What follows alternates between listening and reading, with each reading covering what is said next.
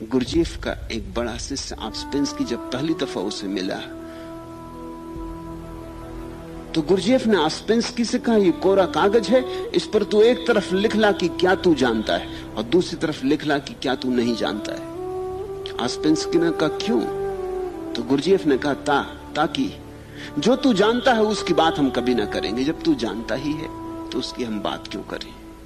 जो तू नहीं जानता उसकी बात करेंगे। जो तू नहीं जानता वो मैं जनाने की कोशिश करूंगा, जो तू जानता है वो समाप्त हो गई बात।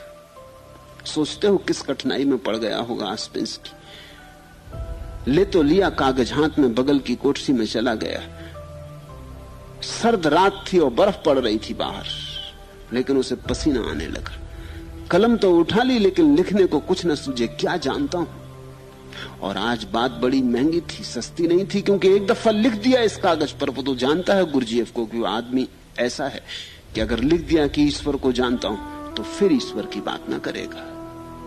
लिख दिया कि ध्यान को जानता हूं तो फिर ध्यान की बात ना करेगा। लिख दिया कि प्रेम को जानता हूं तो फिर प्रेम की बात ना करेगा। आज बड़ी कठिन थी बात, बड़ी कठिन घड़ी थी, महंगा था ये सौदा।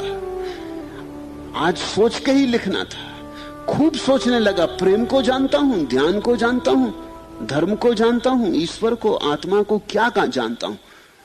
उसने बड़ी किताबें लिखी थी इसके पहले आस्पेंस्की ने, जगत ख्याति थी उसकी। गुरजीएफ को तो कोई जानता भी न था, एक गरीब फकीर।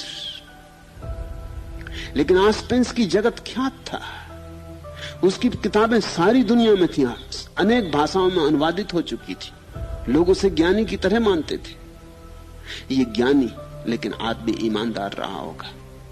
एक घंटे भर बाद वापस आया, इसने कोरा कागज गुरजीएफ के हाथ में दे दिया और कहा, मुझे कुछ भी पता नहीं है, आप आबासा से शुरू करें।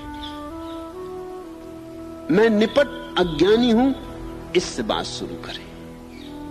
गुरजीएफ ने कहा, तब कुछ हो सकता है। मैं सोच रहा था कि तू कितना ज्ञान अपनी किताबों में बखा रहा है, कितनी बातें तू लोगों को सलाह देता रहा है।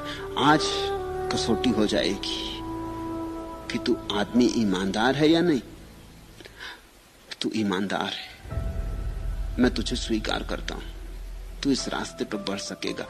जगत की बड़ी से बड़ी ईमानदारी इस बात में है कि हम स्वीकार करें कि हमें मालूम नहीं। जो स्वीकार करते हैं कि हम अज्ञानी हैं, किसी दिन ज्ञानी हो सकते हैं। जो स्वीकार करने में झिझकते हैं, जो थोथे और झूठे ज्ञान को अपना ज्ञान दावा करते रहते हैं, उनके ज्ञानी होने की कोई संभावना नहीं।